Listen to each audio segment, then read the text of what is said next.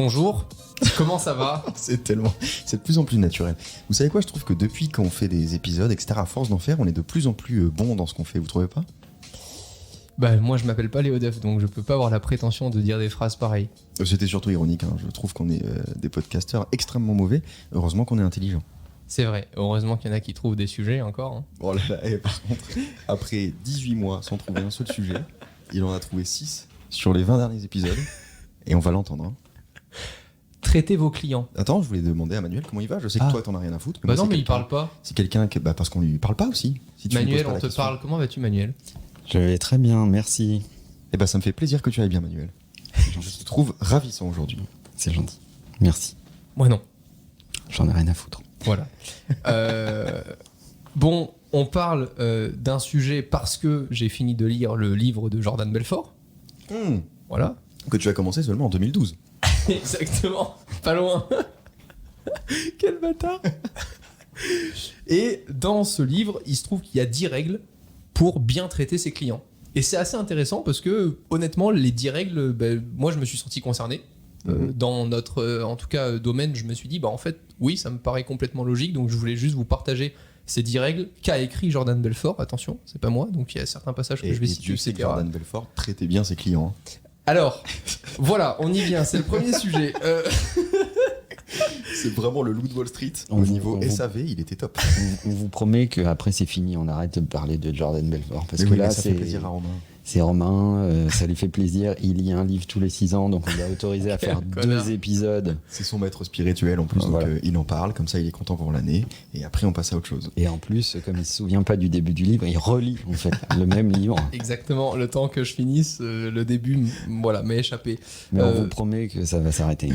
Ce qui est intéressant en tout cas dans le livre, c'est qu'il a fait tellement de conneries, il a été plus que borderline, voilà, ça a été tellement un enfer sa vie que il a poussé tous les curseurs à chaque fois à l'extrême. Et ce qui est intéressant dans le livre, c'est que à chaque fois qu'il revient sur un curseur, il te dit un truc tellement plus juste parce qu'il a fait l'extrême beaucoup trop longtemps que c'est assez intéressant parce que lui, pour le coup, le côté je teste, j'applique et je rectifie. Bon, il a pas rectifié assez vite, mais aujourd'hui en tout cas, pour essayer de perdurer en tant que Jordan Belfort, il cède énormément du film en mode ce n'est qu'un film, c'est du cinéma, blablabla. Maintenant, regardez, je fais des formations incroyables, il te vend des séminaires. D'ailleurs, il passera à Monaco bientôt, étonalement.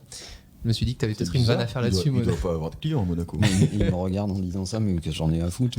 Parce que Jordan Belfort, Monaco, Monégasque, c'est les vannes de Manuel à chaque fois sur les Monégasques. Je suis pas monégasque, je vais pas dans des pays grands comme les timbres poste. En fait, des gens qui veulent s'inspirer d'un mec malhonnête pour faire de l'argent. S'inspirer. Après, ils font ce qu'ils veulent. S'inspirer d'un mec malhonnête pour faire de l'argent à Monaco. Non, jamais. Je pense qu'il a pas fait d'études de marché parce qu'à mon avis, il y a personne. Bon, première règle. Toujours demander la permission de poser des questions. Ah ouais. Je la trouve un peu violente, mais cette règle est très facile à appliquer. En clair, si vous ne demandez pas au prospect la permission de lui poser des questions, vous avez beaucoup plus de chances d'être perçu comme un membre de la Grande Inquisition que comme un conseiller avisé, parce que les membres de la Grande Inquisition ne se soucient pas de vous et ne sont tout simplement pas comme vous.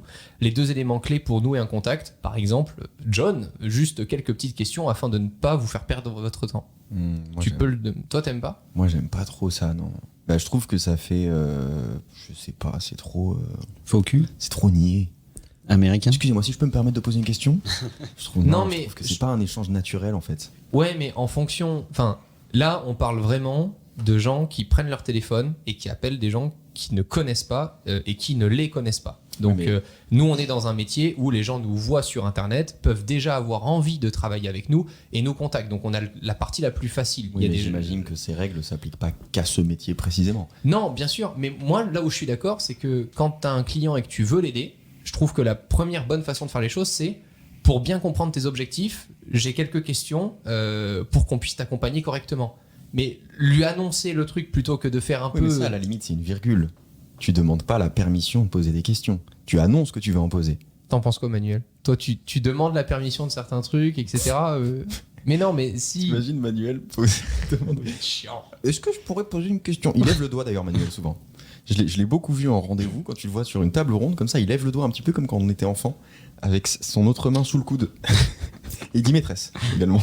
Non, je trouve ça très lié à la culture américaine qui accorde finalement une importance trop forte à la forme.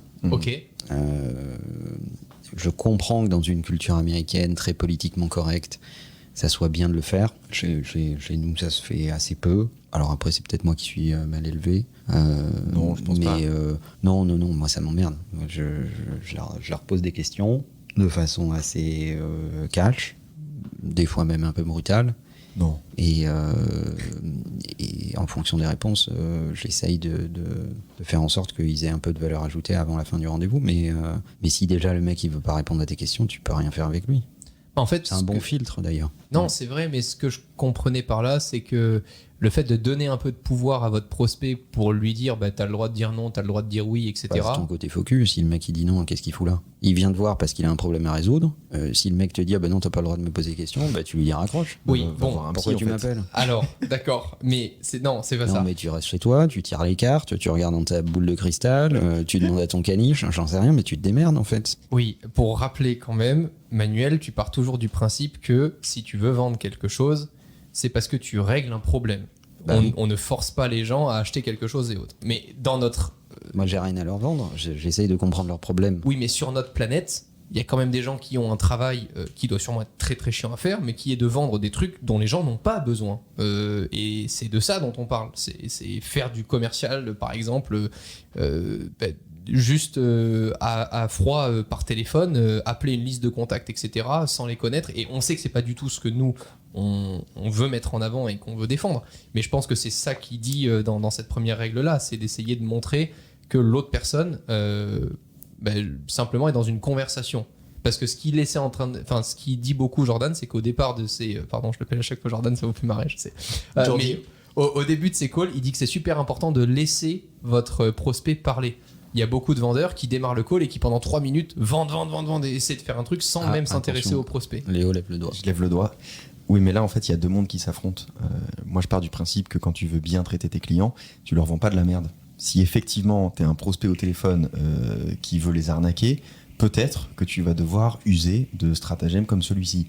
Maintenant, si tu es convaincu de ce que tu vends à la personne à qui tu le vends, je suis pas sûr que tu aies besoin de ça. Après, Manuel a mis le doigt sur un truc. Peut-être que dans une culture américaine... Et pas que dessus. T'es pas obligé de le dire. Peut-être que dans une culture américaine, ça fonctionne. Je pense que chez nous, on n'a pas besoin de ça. Oui, et puis il faut remettre le truc dans son contexte. C'est-à-dire que ce mec a vendu des produits toxiques à des tonnes de gens. Ah, je suis d'accord. Donc c'est ce que disait Léo, c'est à partir du moment où tu vends un produit qui n'en est pas un, où tu sais qu'il y a une arnaque, etc., tu soignes la forme, quoi. Comme il n'y a pas de fond. Deuxième règle.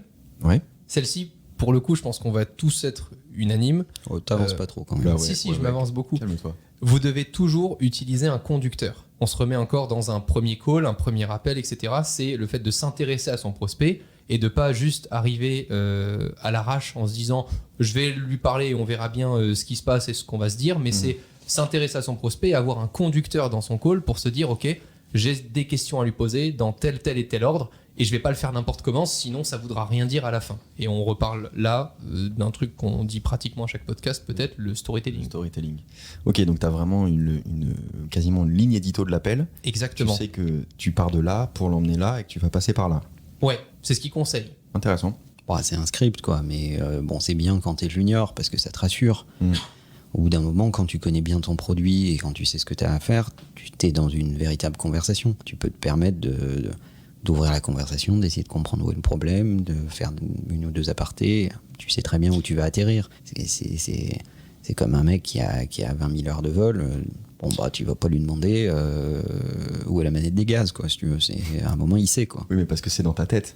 Je pense que le conducteur, tu l'abandonnes jamais. Simplement, quand tu es junior, peut-être que tu l'écris, peut-être que tu y réfléchis un peu plus. Et quand tu t'es professionnalisé, quand tu as des années de métier, tu le fais toujours, mais mentalement, ça te prend moins de temps et tu l'as en tête. Mais je pense que toi, par exemple, quand tu as un call important, tu fais un petit rendez-vous avec toi-même avant le call pour dire ok, je veux l'amener jusqu'ici, je vais passer par là, je vais commencer comme ça. Souvent, c'est la veille quand on regarde notre agenda pour le lendemain. Non, pas de vanne. Oui, merci. On peut pas le faire à chaque fois aussi. Voilà.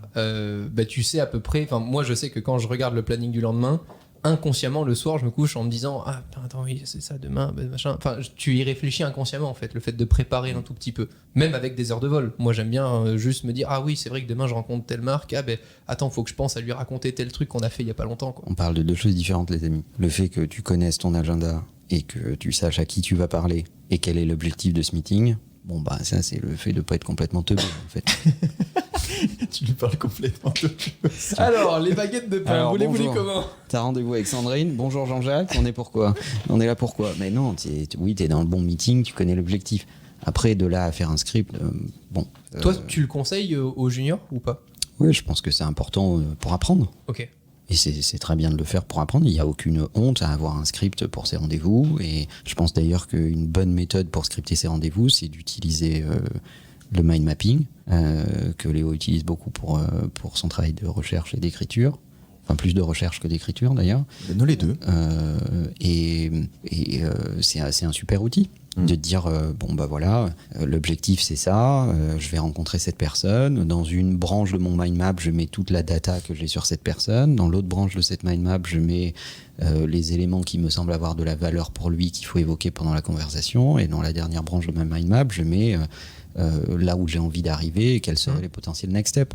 Ça permet de bien travailler et de préparer son rendez-vous. Au bout d'un moment, quand tu le fais depuis longtemps, t'en as plus besoin en fait. Bah c'est surtout que si l'interlocuteur que tu as au téléphone a besoin de ton produit, tu sais de toute façon par quelle étape passer pour qu'il puisse avoir toutes les informations et les clés pour après se décider quoi en fait. Mais ça, de le faire sans avoir un script ou à minima une mind map pour t'y aider, je pense qu'il faut quelques années d'expérience pour l'intégrer pleinement. Prochaine règle, augmenter Dans graduellement. 28 jours.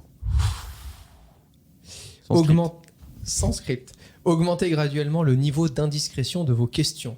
Alors moi, je suis pas du tout d'accord avec ça, mais bon, Jordan Belfort dit « Imaginez-vous en train de peler un oignon. Chaque question non indiscrète à laquelle répond votre prospect accroît la connivence avec votre interlocuteur et prépare le terrain aux questions plus indiscrètes. » D'accord. Bon, en synthèse, et pour donner un exemple, il te dit bah démarre pas le call en disant ah bah si t'as pas 5 000 euros tu pourras pas te payer mon produit. Il te dit commence déjà à lui poser des questions, à s'intéresser à ses besoins, etc. etc. Alors j'ai un peu évolué sur la question, mais je suis plutôt oui, on me caractérise comme plutôt brutal, pas très fin on va dire dans mes démarches habituellement. Je sais pas ce que vous en pensez, mais C'est fin comme du gros sel quoi.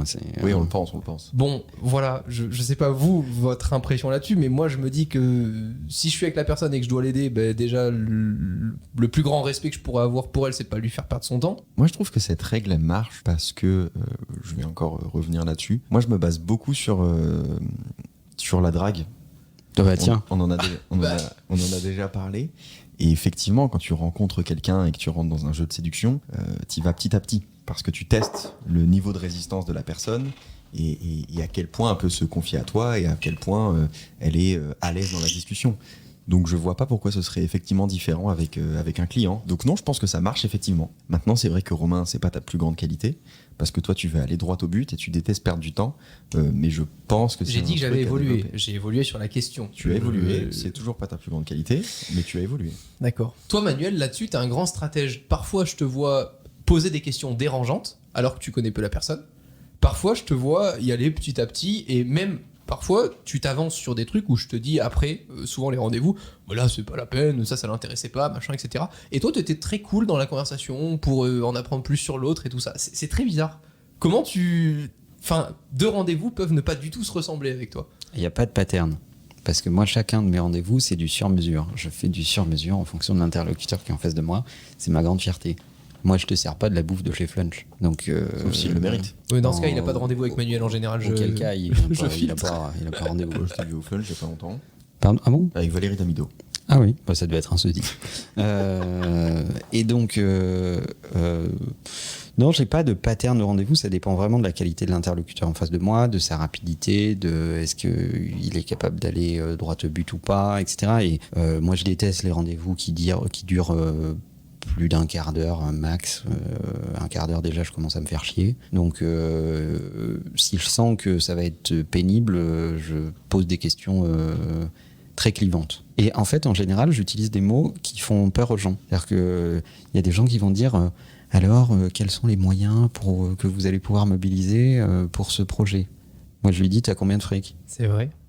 Mais parce qu'à la Parce fin de la qu'en fin, oui, mais En fonction de sa réaction, je vais voir, en fait. Et c'est en fait ce qui est intéressant dans le fait de provoquer des réactions avec un niveau de langage qui n'est pas du tout le même que celui de ton interlocuteur. C'est pour ça que j'utilise des gros mots pendant les rendez-vous.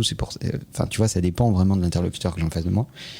Ce qui est intéressant, c'est de regarder comment les gens se comportent face à l'adversité. Parce que un prospect qui s'offusque d'une certaine forme d'adversité et qui te demande de résoudre un problème pour lui, ça va être compliqué. Je donne un exemple. Un prospect vient nous voir parce qu'il a un problème de communication à résoudre. Il a besoin de créateurs pour l'aider dans sa communication à amplifier son annonce, son lancement produit, etc. S'il s'offusque à la moindre question un peu radicale, ça va être très compliqué pour les créateurs derrière d'avoir des scripts un peu décalés, un peu créatifs, etc. Si c'est un mec qui est très doigt sur la couture, qui veut du conformisme, qui veut qu'on reprenne ses éléments de langage, qui confond la communication publicitaire avec la collaboration avec un créateur, bah au moins en 3 questions, j'ai ma réponse et je sais si on va travailler ou pas avec lui. Ok, c'est intéressant.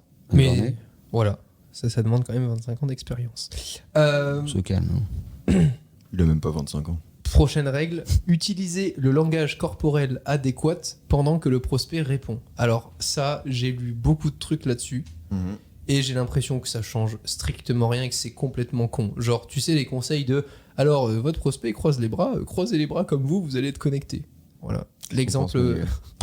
Bon, il y a des tonnes de gens qui parlent de ça sur le mimétisme corporel pour mettre son interlocuteur à l'aise, etc., etc.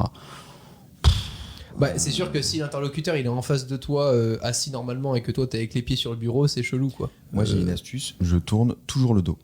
Ah oui, pas à mal mon aussi. interlocuteur. Bon, ça s'appelle une invitation. Ça marche pas, hein, mais je le fais. Voilà. C'est tout ce que j'ai à dire sur cette règle. Moi, ce qui me fait marrer, c'est que depuis tout à l'heure, toutes les règles, j'ai l'impression qu'on en applique très très peu. Manuel, par exemple, c'est le premier dans des calls à laisser des blancs pendant 10 secondes, on l'a déjà dit dans ses podcasts, à mettre mal à l'aise tout le monde, mais à la fin de la fin, bah, tout le monde est content. Je vais te dire pourquoi. Parce que Jordan Belfort, il est sorti de prison. Il fallait qu'il vende un livre. Et dans ce livre, il fallait mettre des trucs.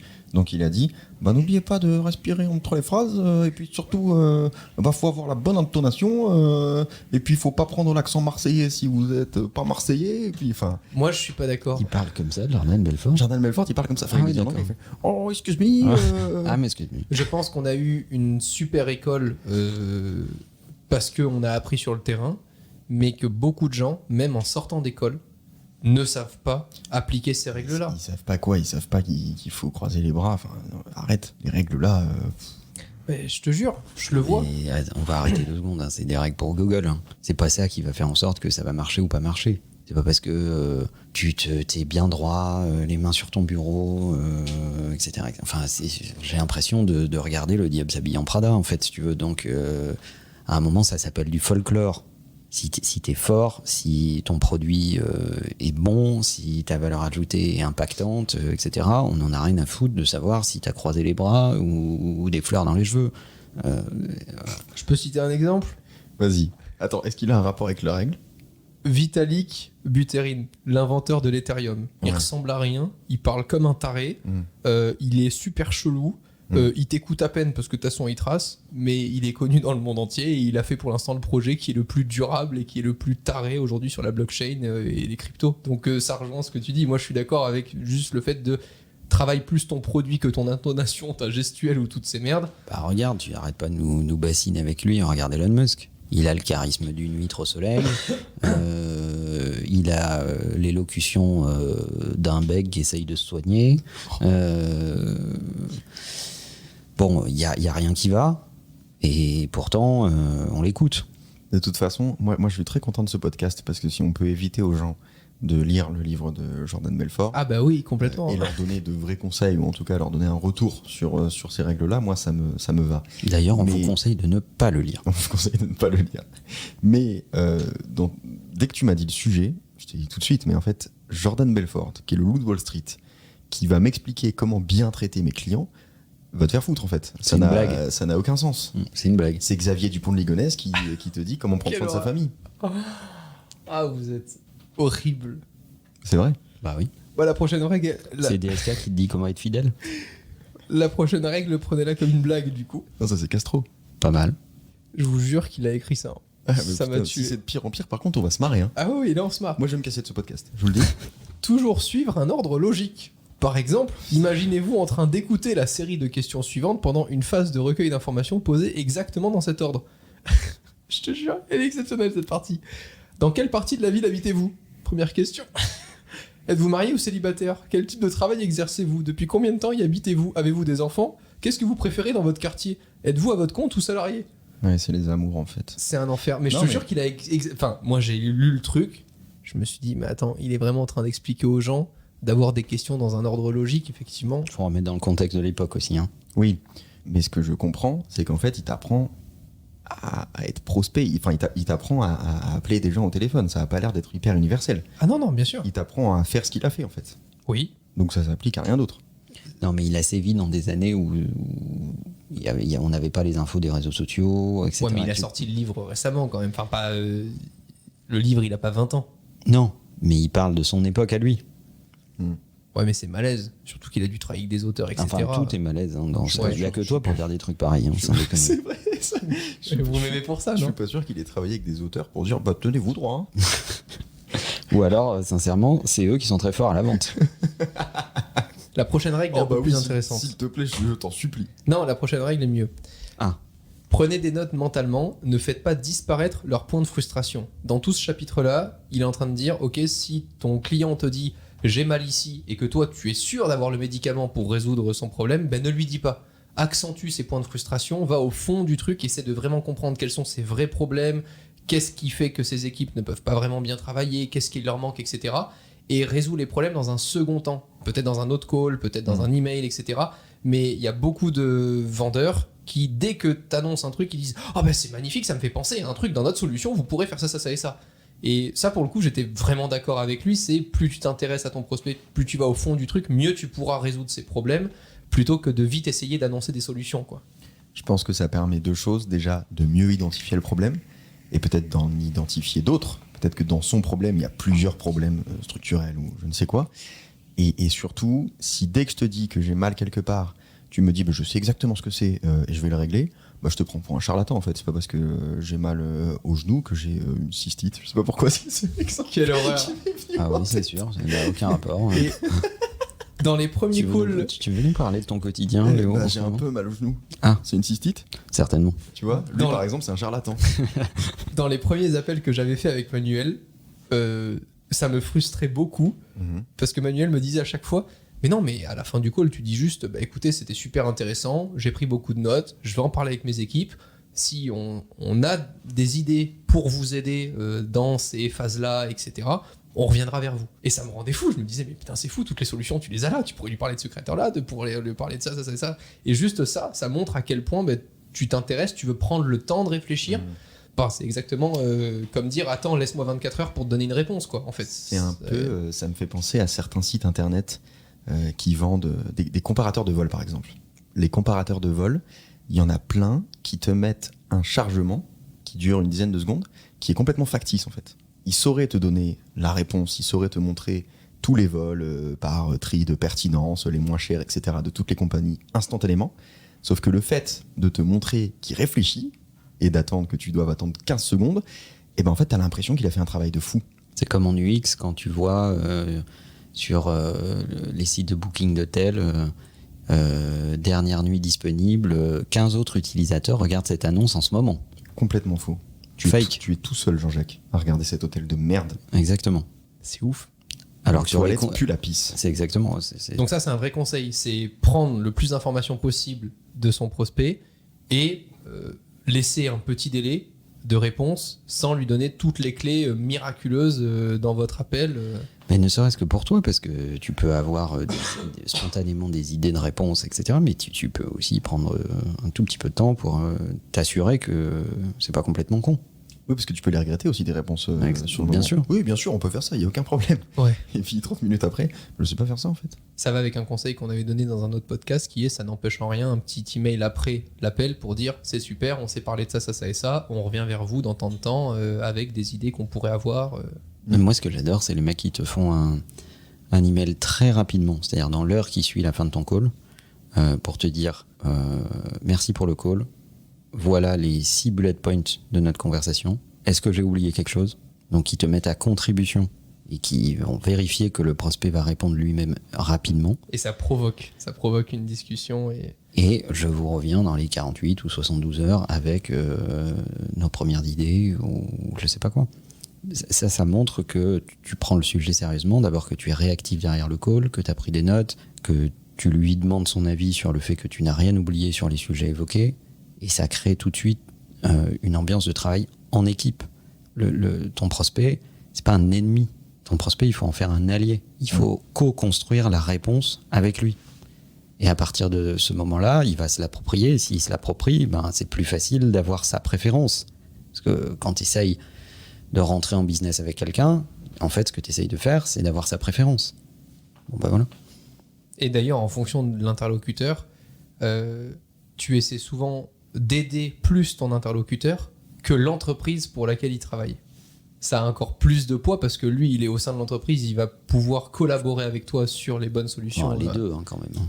Ouais, bien sûr. Mais par exemple, si tu sais que ton interlocuteur, pour donner un exemple tout con, il est mesuré sur ses objectifs uniquement de contenu Instagram, si tu essaies de lui vendre que du contenu YouTube, tu vas y arriver peut-être, mais en passant par un autre interlocuteur, en refaisant quelque chose, etc. Alors que si tu comprends dès le début que ce qui va l'aider dans un premier temps, c'est un petit peu de contenu Instagram, peut-être que tu arriveras plus facilement à lui faire comprendre que du contenu YouTube est aussi vachement pertinent pour ces mises en avant de produits, quoi. C'est juste essayer de se mettre aussi à la place de ton interlocuteur, parce que trop souvent tu parles de trucs et tu découvres après le call, si tu l'as mal préparé, qu'en fait c'est pas du tout les objectifs de la personne à qui t'as parlé pendant 1 heure. En fait, tout ce que tu viens d'essayer de lui vendre, elle en a rien à foutre parce que ça l'aidera pas du tout dans ses objectifs, quoi.